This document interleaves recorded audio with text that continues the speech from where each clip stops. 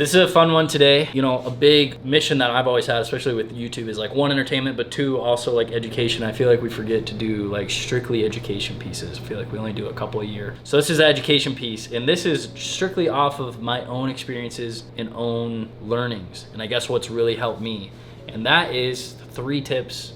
These are like the biggest 3 things that I've revolutionized with my form and my shooting, I guess.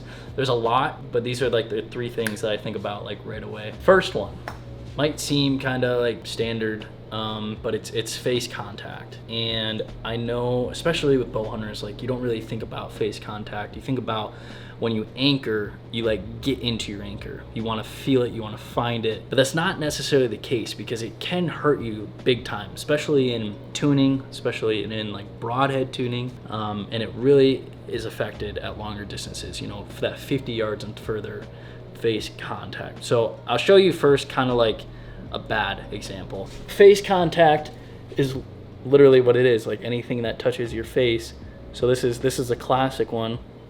You know, bearing it into your face, where it's like your string is indenting your cheek, indenting your nose. And what that is doing, I'll show you this on the bow press too. What that is doing is it's putting string flex, like it's flexing it left or right or forward, and essentially is affecting the flight of the arrow in the normal string path. Here, I'm gonna put it in the bow press. All right, so we're at full draw. Technically, I have it on the draw board.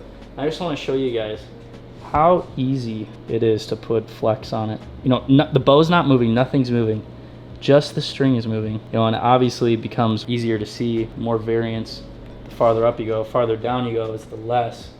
But the point is like the bow is at neutral and at a system of like perfect performance with no variables. You know, you're not touching it with your face, you know, you're not putting any torque in it. So by adding a lot of face pressure, it does stuff. It especially does it left and right. If you're putting side pressure like this, you know, either with your nose or your face, a big thing is like your face is smashing up against it. Like it can become so bad, like it's not gonna derail, but if you shot it with like severe face pressure like that, like it wouldn't be good. So big thing is face pressure. It's not good, especially when farther distances is happening. A great example, if you want to look to someone to refer to, is Jesse Broadwater. He does a great job of very, very little face pressure. All he does is barely touch his nose to the string for a little bit of reference.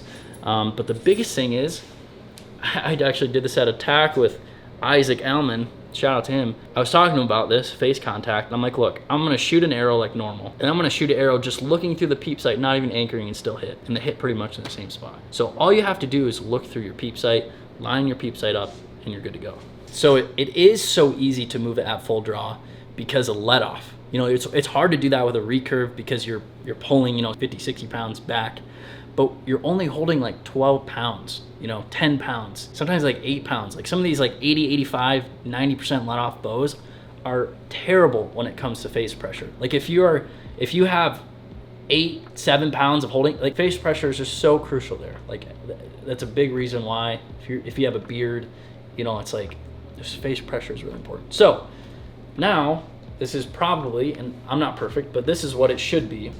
So when you pull back, you obviously anchor on your face with your hand, which is good. You should be touching your face with your hand. But then all you're doing is you're just lightly touching the string. You know, you're not doing anything crazy. You don't want to be grabbing your nose in, just a slight touch. Very little. You don't even need to touch the string. All you need to do is line the peep sight up. The peep sight is in control of your entire accuracy. You know, if everything else, form is good, shot sequence is good, the peep sight is the driver of everything. So the next thing is kind of general. And it's kind of, well, it's impacted me a lot. I had a shorter draw length. I was running like a 27 and a half inch draw length for a long time. We can maybe find some throwback photos to show me. I'm all crunched up. My back shoulder is all crunched up like this, basically, you know, creating no neck right there, which is bad. You don't want that. That's going to create a lot of problems. And it also can create a lot of like dip bangs. A lot of things that people think are stabilizer problems are actually form and draw length problems. In my experience, and talking to a lot of like, you know, George Riles and guys like that, 80% of people draw length is too short. You know, half inch, most of them are too short. And the problem is, especially if you've been shooting your entire life, when you're 12, and you get a bow set up, and then you're 13, and then you're 14. What happens when you're 12 to 16? You grow about this much. Well, in order to keep up with that draw length, you have to go through severe changes. When you're 12 or 13 or even 14, you have a 23-inch draw length. But in those couple of years, when you're 16 through 18, your draw length went just to like 28, 29, sometimes 30 inches. But that jump sometimes seems huge, and people don't do it. So you see a lot, like college people, people in their 20s that have been bow hunting like their whole lives and stuff. They stay stuck in these short draw lengths when they really need to be like way, way longer. Another thing is that they just don't know, that you get stuck in a short draw length, but like 80% of the time, your draw length's too short. So a big thing that you want to look for is full extension. You don't want a crazy front bend arm, and you don't want a high back shoulder. If you got a high back shoulder like this, what you're creating is you're trying to scooch into the bow. You want a big triangle, and maybe we can draw this out. This is a George Riles teaching also. You want a big triangle. You're creating the triangle of archery. And that essentially is, and it's getting hot in here. That essentially is this space in here. You want a big space in here. Everyone's configurations, their measurements from here to here and here to here are all different. So that's gonna be a little different, but you want a good triangle. You want a low back shoulder with a good triangle. So what that is essentially, it's like being at the correct draw length. If your draw length's too short, you're gonna be like this. If your draw length's too long, you're just gonna be like way extended out. So I guess this is just like, maybe double check, reference, maybe video yourself. See if your draw length is maybe too short, because there's a really good chance that your draw length might be a little too short. Final thing, this kind of only applies to hinge shooters, but the philosophy behind the shot process is the same across all release devices. So the driving force of a hinge release are your fingers. Obviously, there's no buttons, there's no button, there's no trigger. It's your fingers move. And the biggest driving force of that is either your index finger and if you're shooting a 3-finger, your ring finger. So it's your index or your ring.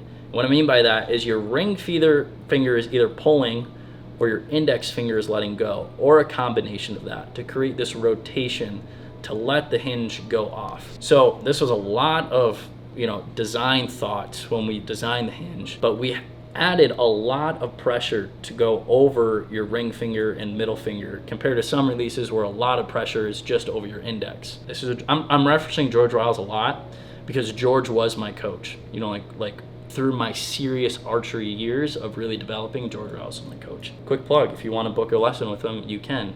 Hit him up on Instagram, George Riles. So the biggest thing that I did to have a better shot sequence with the hinge is to think of my third finger as the driving finger. You want a lot of pressure on your ring finger, on your third finger, pretty much entirely throughout the shot.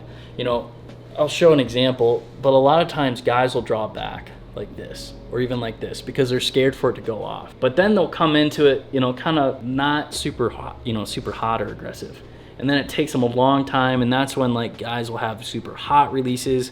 But it's not necessarily that it's hot, it's because they're getting set up into it differently. So what I have done is put a lot of pressure on my third finger. So there I just went through my click, but you start with a lot of pressure on your third finger. You're already activated, you're already into the shot. It's your driving finger, you already have pressure on it. You can measure that pressure, just subconsciously through shooting over and over again. And then that's your driving finger. You're constantly pushing and pulling with that, along with a slight relaxation and shift in the fingers like this till eventually, boom, it goes off. But whenever you think like you have a little bit longer shots, or like your shot sequence, instead of like being 5 seconds after the click, it's 7 seconds after the click, and you're like, I just need to speed this up. Instead of changing your release, try changing how you're making the release go off by thinking about activating that third finger, that driving finger, along with maybe relaxing and creating that shifting rotation. Because a lot of times when you set up a hinge release, you don't really move it. Like you might do some drastic, like, hey, I'm gonna start from scratch, I'm gonna move it, I'm gonna change everything around. You might do that every now and again, but if you're constantly changing, the hinge, hot, cold, long, short, you need to just start back over. Like the biggest thing is your sequence. You find your sequence to your release. So I have this thing set about to how I've always liked it, and then I just run with it. Maybe every now and again I have to, you know, I change something, I do a slight tweak on something, but for the most part, it pretty much stays right where it's at. So takeaways of this video are: your draw leg might be too short. Video yourself, have someone look at you, make sure to check that out. Your third finger can be a big driving force of the hinge in the rotation process.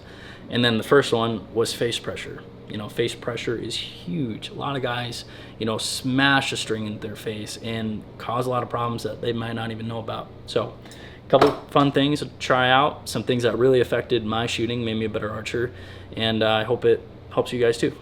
Catch you in the next one.